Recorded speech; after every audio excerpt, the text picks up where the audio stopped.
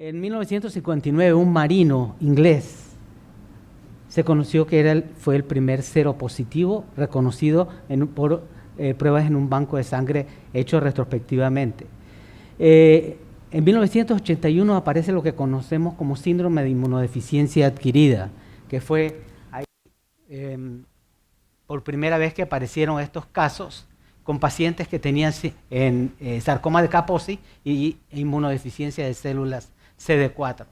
En 1983 se identifica el virus y fue un gran lío, fue una situación científicamente muy fea entre dos investigadores, uno de Estados Unidos y otro de Francia, que no vamos a detallar, pero al final se le dio el premio a Luc Montagnier y a Barré-Zanussi por el premio Nobel por la identificación del virus. Posteriormente sabemos que hay otro, que es el HIV-2, que lo conocimos en 1986, y en 1997 empezamos a usar ya la terapia múltiple, ampliamente efectiva, y en el 2006 aparece el loguito que usamos como característica de VIH de color rojo. Como sabemos, el VIH, como dijimos, apareció en el 81, se descubre en el 83, pero la transmisión, ¿cómo se da? Principalmente por contacto sexual. También puede ser de madre a hijo y, por supuesto, por derivados sanguíneos, accidentes laborales, transfusiones, trasplantes. Esto ya casi se ha eliminado, afortunadamente, en el mundo. Así que el mayor problema que tenemos actualmente es el contacto sexual y a veces el mal control de la embarazada. ¿Cuáles son las fases del VIH? Una fase aguda que llamamos síndrome retroviral, que puede parecer Zika, puede ser una mononucleosis, puede ser cualquier síndrome febril asociado a adenopatía. Tenemos la fase asintomática, que tal vez es la más difícil de reconocer, porque si no se hace la prueba, la persona está como usted y yo y nos sentimos de lo mejor. Pero sí va a tener títulos de anticuerpos y una viremia variable. Y por último ya viene el síndrome donde el sistema falla y tenemos el síndrome de inmunodeficiencia adquirida, que ya lo que hay es inmunodepresión. ¿Cuál es la situación a nivel mundial? ONU-SIDA siempre tiene las cifras atrasadas, así que tal vez ahora en el 2016 vamos a tener la del 2015, pero lo que podemos decir que hay es más, cerca de 37 millones de personas infectadas, nuevas infecciones en el 2014 fueron de 2 millones, y las muertes a causa del VIH fueron 1.2 millones. Como estamos en América Latina, tenemos 1.7 millones de casos, mucho menor de lo que observamos en África, y desafortunadamente el 97% de los sujetos nuevos que se infectan con VIH, que son 5.600 diarios, son de países de bajos ingresos o medianos. 600 de estos son menores de 15 años y casi hay una igual proporción entre hombres y mujeres. Y desafortunada también muchos de ellos son jóvenes. ¿Cuál es la situación en América Central? Bueno, pueden ver que la mayor prevalencia la tiene Belice, después está Panamá, no, está República Dominicana, si lo consideramos que ahora República Dominicana es parte del área de Comisca, así que es parte de nuestra región. República Dominicana y Panamá están peleando el segundo lugar por alta prevalencia. ¿Cuántos casos en Panamá aparecen anualmente? Unos 834 casos. Esto es lamentable ver esto. Y de pacientes, estos son de VIH nuevo y VIH y SIDA unos 1.570. Vemos que a pesar de esto la incidencia ha bajado con sus ciertos repuntes, pero la mortalidad sí bajó gracias al tratamiento. ¿Qué es lo que vemos aquí? ¿Cuáles son los lugares más afectados en Panamá? Por supuesto, Panamá Oeste, el área metropolitana, San Miguelito y tenemos Colón y Chiriquí, que son los lugares con mayor población. Pero miren cuáles son las poblaciones más afectadas. 15 años a 39 años, o sea, población joven. El VIH está afectando a población joven. Y algo un poco triste, íbamos muy bien en el control de la transmisión perinatal hasta el 2011 y tuvimos un repunte. Descuidamos esto y comenzó a subir y ahora tenemos una transmisión materno-infantil de 4.8%, cuando hay países que tienen cerca de 0. O sea, tenemos que mejorar esto y mejorar la investigación en embarazadas. ¿Qué estamos haciendo a nivel de epidemiología en Panamá? ¿Qué le interesa al Gorgas? Uno, ¿qué está pasando, por ejemplo, en trabajadoras comerciales del sexo, en hombres que tienen sexo con hombres, en embarazadas? ¿Qué está pasando en adolescentes? Esa es una gran pregunta. Y estamos trabajando con otros grupos para entender un poco mejor. Ciertos datos generales: las trabajadoras comerciales del sexo ambulantes en Colón tienen un 3.5% de prevalencia de VIH. O sea, casi 5 veces la prevalencia de la población general. Y las de Panamá, casi 3 veces. En sífilis, las trabajadoras comerciales del sexo ambulantes tienen 8.3% de infección y en Colón 3.5%. Herpes, tenemos que en Colón las trabajadoras del sexo ambulantes tienen 91% son positivas para herpes. Y para hepatitis B, 3.5% tienen antígeno de superficie en Colón, o sea que tiene infección activa. Y esto ya lo hemos presentado anteriormente, pero es los datos de que la prevalencia está asociada a trabajadoras ambulantes no registradas, que tenemos una alta prevalencia de herpes tipo 2, y esto está asociado a sexo forzado, a tener una historia de infecciones de transmisión sexual anterior, a no estar registrada, y muchas de ellos se ha asociado también con sífilis. Ahora, ¿qué pasa en el grupo de hombres que tienen sexo con hombres? Y esto es una de las cosas más impactantes. En Chiriquí, 6.6% de los hombres que tienen sexo con hombres están infectados de VIH. En Panamá, el 29.4%. Y en Colón, el 32.6%. 1 de cada 3 hombres que tiene sexo con hombres está infectado con VIH. ¿Qué es lo que hemos visto en adolescentes? Porque esa es la gran pregunta. ¿Qué pasa con nuestros niños? ¿Y qué hicimos en ello? Hicimos un estudio reciente. Esto no está publicado, incluso se está mandando a publicar ahora. Estos datos son totalmente nuevos. En adolescentes de 14 a 18 años. Y en sangres evaluamos VIH, sífilis y hepatitis B, y en orina, Neisseria, gonorrea, clamidia, micoplasma genitalium, tricomonas vaginalis y herpes. Esto lo hicimos con el consentimiento del niño y de su padre, como debe ser, consentimiento del adulto y de asentimiento del niño.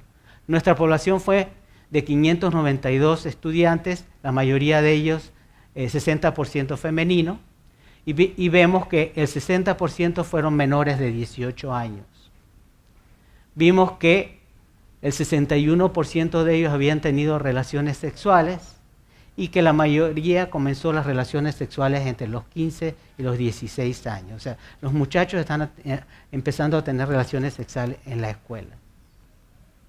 Y lo que vemos que por supuesto los hombres somos un poco más promiscuos y los hombres tienen más de 2 parejas. Y en cuanto al uso de preservativo o protección, que fue lo que más nos asombró, vemos que el 72% no usa ningún sistema de protección. Los muchachos no se están cuidando. Y eso es parte del problema de educación. ¿Cuál es el nivel de enfermedades de transmisión sexual en estos niños? El 27% de estos muchachitos tuvo algún tipo de enfermedad de transmisión sexual. Y vimos que en cuanto a clamidia, 30% de las niñas estaba infectada y 6% de los varones. VIH, teníamos en varones 2.2% eran VIH positivos. Por cierto, no encontramos ninguna niña positiva. Y con micoplasma genitalium vimos que las mujeres tenían casi 6% de positividad. O sea, esa es la realidad en nuestras escuelas. Ustedes tienen esta primicia, es la primera vez que la presentamos. Pero yo creo que hay que promover educación sexual en las escuelas. Y como vemos nuevamente, las niñas tienen mayor positividad de infecciones de transmisión sexual que los hombres. Tal vez porque son portadoras asintomáticas de clamidia y de micoplasma. Y ahora ya entrando y olvidándonos de este preámbulo que quería darlo y lo quería hacer como una catarsis personal de lo que está pasando del VIH en Panamá, vamos a hablar un poquito ya de la parte inmunológica y genómica del VIH. Bueno, ¿qué pasa con el VIH? El VIH llega, tiene su receptor, que es la molécula CD4, y tiene correceptor, que normalmente es puede ser CCR5 o CCR4, que es un receptor de quimiosinas. Entonces el VIH entra, como es un virus de RNA que se integra dentro del genoma, se mete en nuestras células y vive con nosotros para el resto de la vida. O sea, VIH, una vez que lo adquirimos, es parte de nosotros, no nos lo podemos quitar. Y de ahí en adelante empieza a reproducirse y a producir nuevos viriones y a infectar nuevas células. ¿Cómo se defiende el sistema inmune? Bueno, por un lado tenemos inmunidad celular, por el otro lado tenemos respuesta mediada por anticuerpos y linfocitos B, y tenemos estas células que son las que detectan que algo anda mal, que son las células presentadoras de antígenos. Y esto es lo que pasa, la célula capta el virus, se lo presenta a un linfocito CD4, que es el linfocito T ayudador, T helper, es el que coordina la respuesta inmunológica, él es el que dirige el tránsito de lo que está pasando en el sistema inmune, y si él falla, todo falla. Y esa es la célula que infecta el VIH. O sea, la principal célula del sistema inmune es la que infecta el VIH. Entonces esa célula puede activar la respuesta humoral produciendo anticuerpos, puede activar linfocitos citotóxicos que destruyen células que están infectadas, y algunos de estos anticuerpos son neutralizantes y van a bloquear la infección con el virus. Desafortunadamente, lo que menos se producen son anticuerpos neutralizantes. Y como vemos, estos linfocitos T citotóxicos destruyen las células que tienen virus y que están infectadas. ¿Y cuáles son las células infectadas? Las células CD4. ¿Y cuáles son las células CD4? Las que dirigen, coordinan y de alguna manera manejan la respuesta inmunológica. ¿Qué pasa en la infección? Por un lado tenemos la infección inicial, donde hay una gran carga viral, empiezan a subir los linfocitos citotóxicos CD8, tenemos la producción de anticuerpos que dura por mucho tiempo, tenemos algunas veces producción de anticuerpos neutralizantes que no son 100% efectivos, y tenemos los linfocitos CD4 que, como están infectados por el virus, eventualmente van a ser destruidos por estos linfocitos CD8. Y cuando llegamos a este nivel, ya estamos en SIDA, ya estamos inmunodeficientes y ya no nos podemos defender. Entonces, los CD4, como les decía, es una proteína que tenemos en la superficie de los linfocitos CD4 y que se adosa a una molécula, GP120, es una glicoproteína de 120 kilodalton del virus, y que se adosa al mismo, y junto con el correceptor CCR5 o CXCR4 sirve para que el virus se integre. ¿Qué es lo que tiene una persona normal? Entre 600 y 1200 linfocitos CD4. En los niñitos lo medimos en porcentaje. CD8 de 200 a 1000, y la relación CD4-CD8 debe ser alrededor de 1, 0.9 a 1.9. Normalmente lo que pasa en la infección con VIH es que esta relación baja muchísimo y los CD4 bajan muchísimo también. Este es un estudio de Mellors que hizo en la Universidad de Pittsburgh hace muchísimos años, y dijo que los que tenían menores de 300 linfocitos CD4, el 50% iba a progresar a SIDA. Y no le hicimos caso y dijimos, vamos a comenzar el tratamiento cuando los pacientes tienen 200 o menos. Ya era muy tarde. Después nos dimos cuenta, miren el estudio de Mellor que decía de 300 y un poco más. Y empezamos a dar tratamiento cuando tenían 350. Y ahora por fin vimos la luz y decidimos que hay que tratar a todos. Y ahora estamos tratando a todo sujeto que tiene VIH. ¿Qué pasa con el CD4? Esto es lo que vemos. Inicialmente está alto, cae, sigue bajando, y si comenzamos con tratamiento podemos reconstituir. Y ahora un paciente bien tratado es un paciente normal que puede trabajar, que es útil a la sociedad y que se va a mantener sin infecciones oportunistas por muy largo tiempo, y su sobrevida es casi normal. Bueno, un estudio que hicimos hace bastante rato, vimos cómo caían en nuestros pacientes los CD4 y con cuánto llegaban a Panamá. Vimos otras asociaciones como la beta-2 microglobulina, que es una medida de cuando la célula es destruida y que por supuesto los que tienen SIDA, ese nivel de microglobulina es mucho más alto. Y estudiamos qué pasaba con ciertas citocinas como la interleucina 2, que promueve la proliferación de linfocitos T helpers, y el factor de necrosis tumoral, que es una mide activación del sistema inmunológico.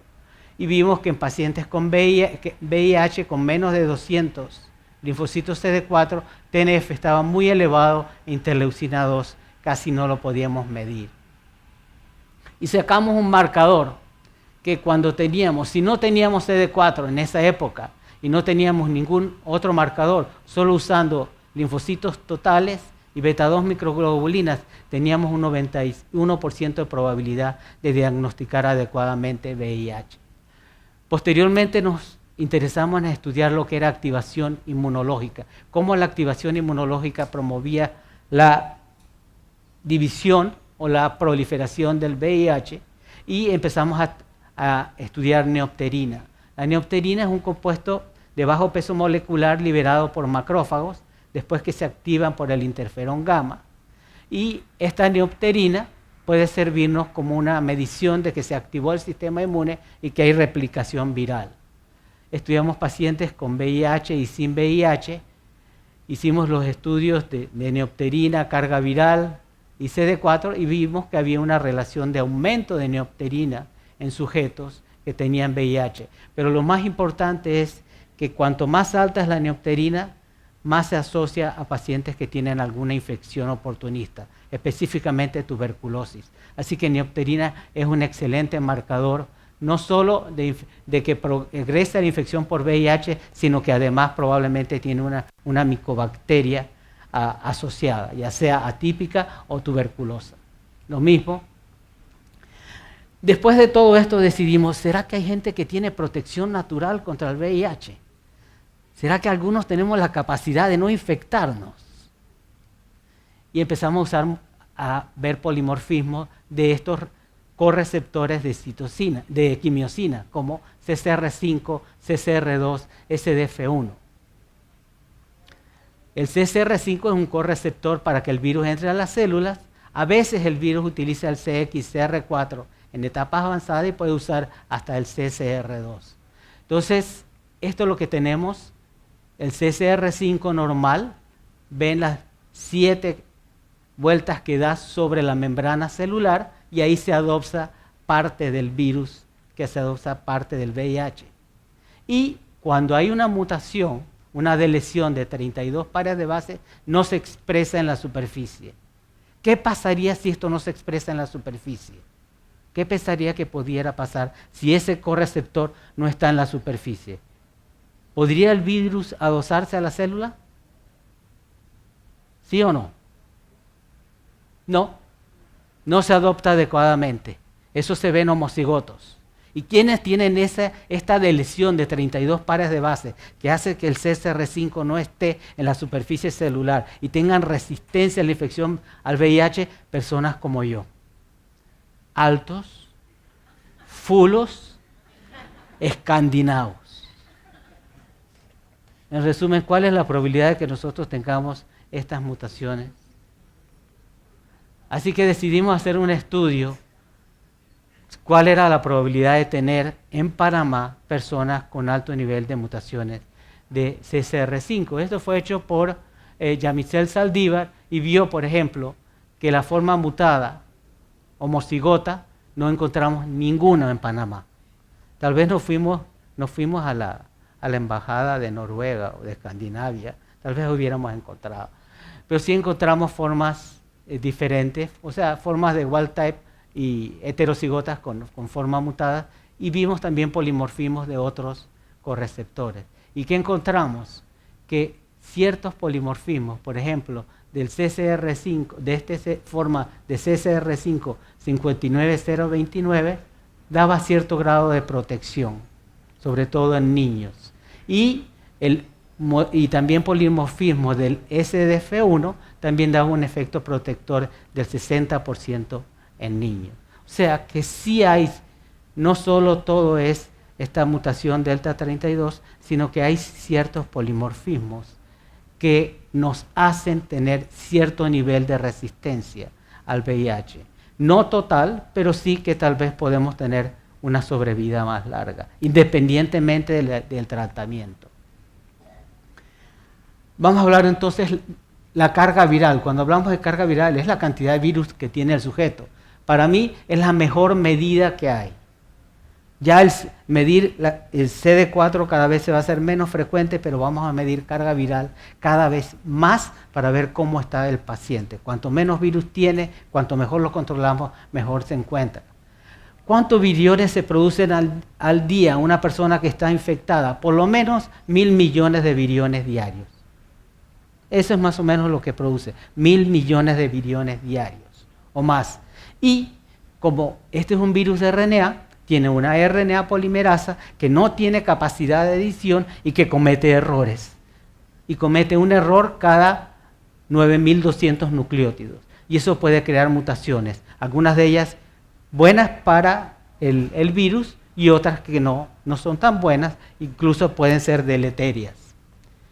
Si una persona está infectada con VIH y tiene 18.000 copias en sangre, va a tener 11.000 copias en semen si es hombre, va a tener 7.000 copias en fluido vaginal si es mujer, va a tener 4.000 copias en fluido amniótico si está embarazada y va a tener una copia en saliva.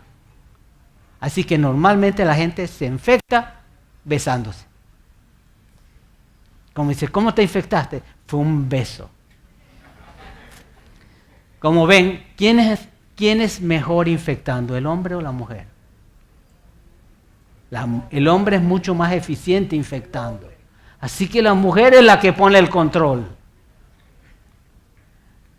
Nuevamente para mostrar, si tenemos mayor de 30.000 copias, tenemos 80% de probabilidad de desarrollar SIDA en 6 años y tenemos casi un 70% de probabilidad de morir en 6 años si no recibimos tratamiento.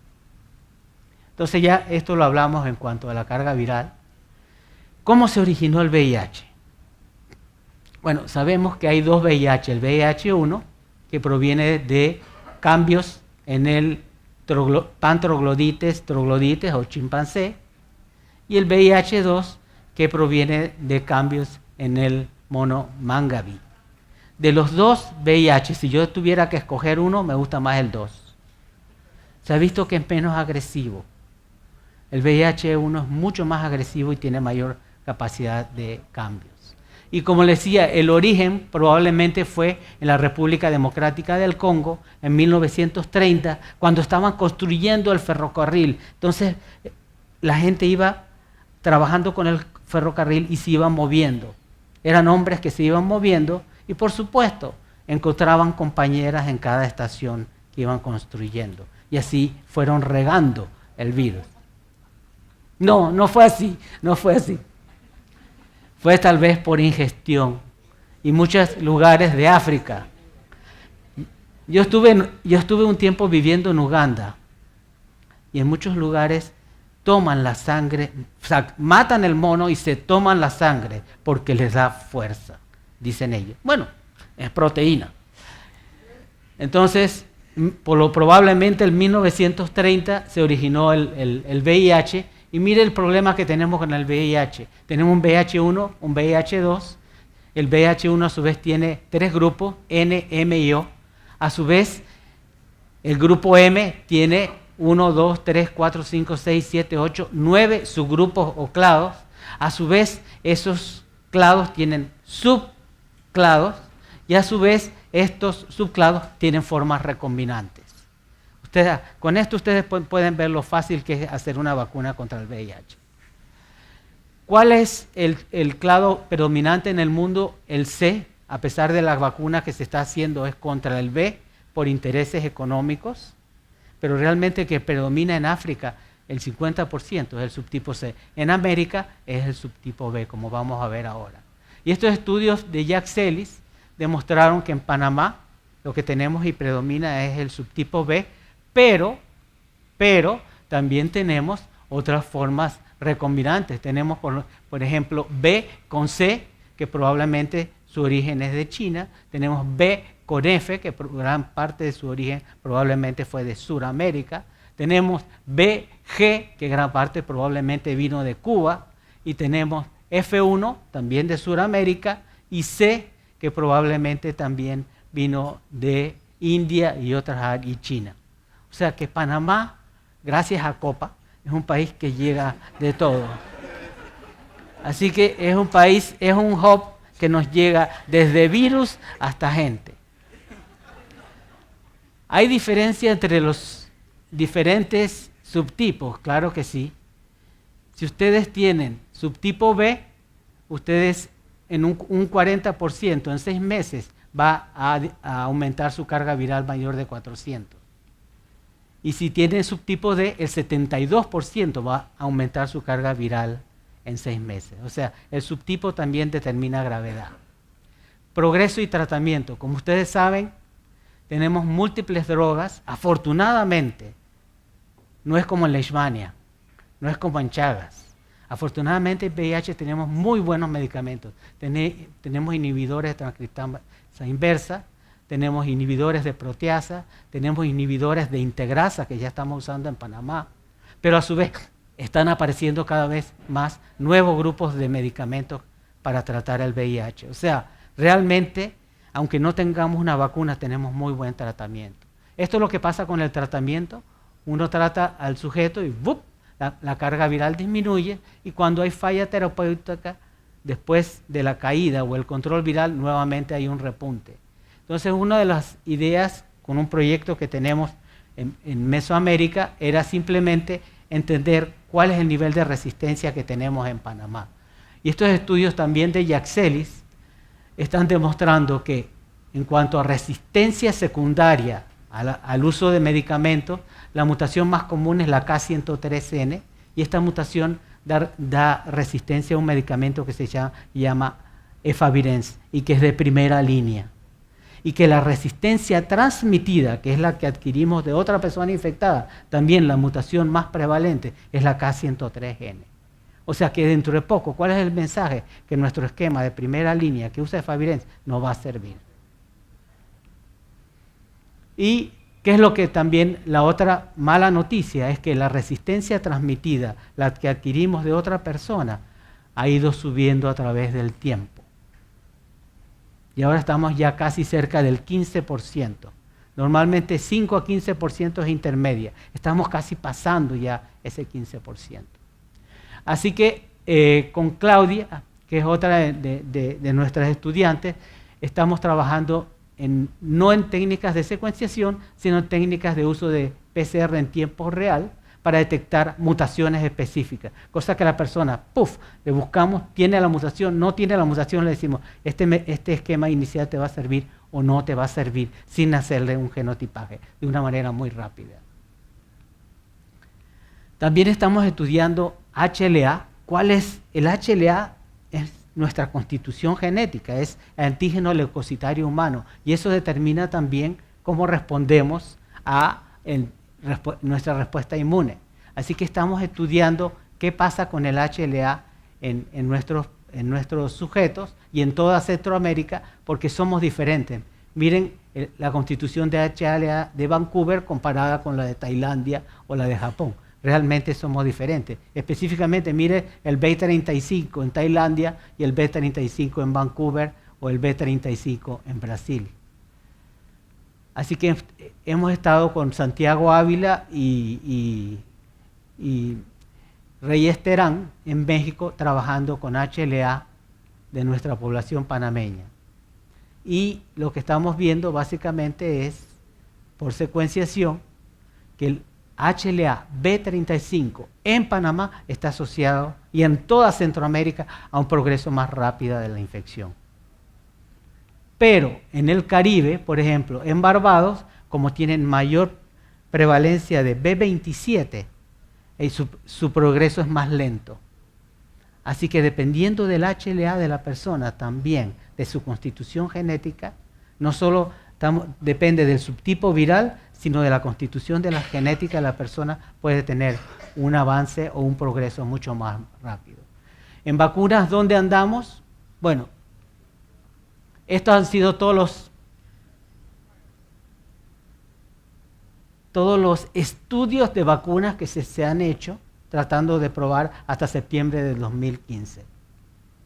Y lo único que tenemos ahora que tiene cierto nivel de protección es la RB144. RB es la vacuna del Walter Reed, que es una mezcla de varias vacunas.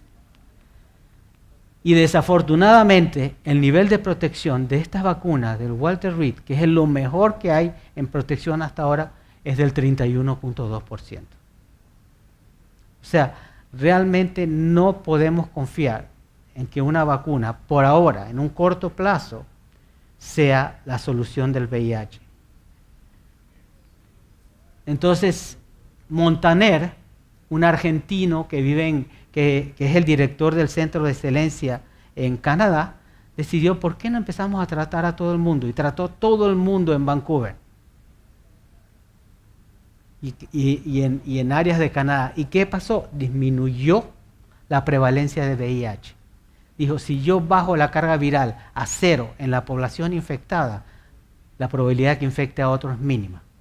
Pero la adherencia tiene que ser buena y hay que tratar a todos. Y por fin la OPS y la OMS, ¡wow!, se iluminaron y crearon 90-90-90.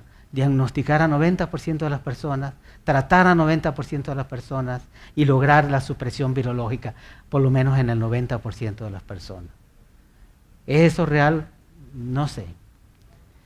Pero bueno, en conclusión, ¿de qué depende el progreso social del VIH?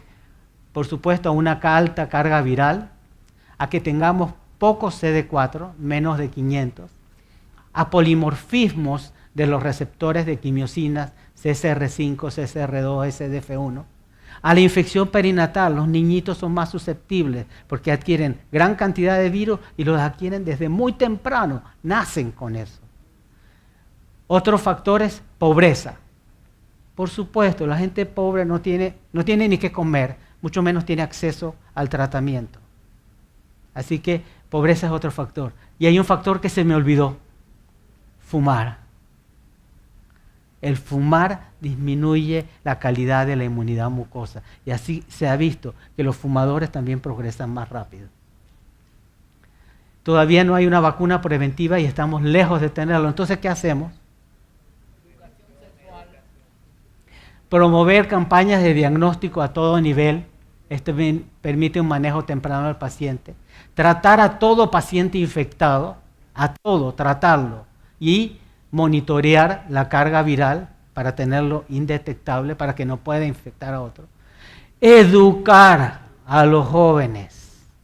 Los jóvenes se están infectando y pareciera que no nos queremos dar cuenta, ni pareciera que no nos interesa. Y ese es el futuro del país.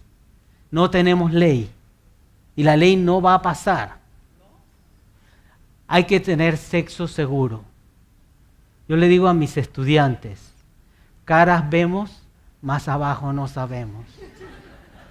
Así que yo creo que es importante cuidarse, definitivamente, porque nadie lleva no es como cuando nos ponemos la crucecita, los que van a la iglesia y se ponen, ¿qué es la ceniza?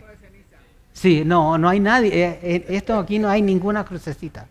Así que nadie sabe si está infectado o no. Así que la única manera es pensar que si uno es fiel a su pareja de toda la vida, esa es una gran opción. 2, si va a tener sexo con una persona o está buscando su media naranja o su persona ideal, tener sexo seguro, a no ser que ya sepa la condición de la otra persona. Y 3, la verdad, usar siempre preservativo, porque no solo estamos hablando de VIH, estamos hablando de clamidia, estamos hablando de herpes, estamos hablando de hepatitis B, estamos hablando de hepatitis C. Yo le tengo más miedo a la hepatitis C. Entonces nadie trabaja solo. Normalmente yo soy el que menos trabaja, afortunadamente, y todos los muchachos me ayudan. Bueno, no sé si tienen preguntas. Gracias.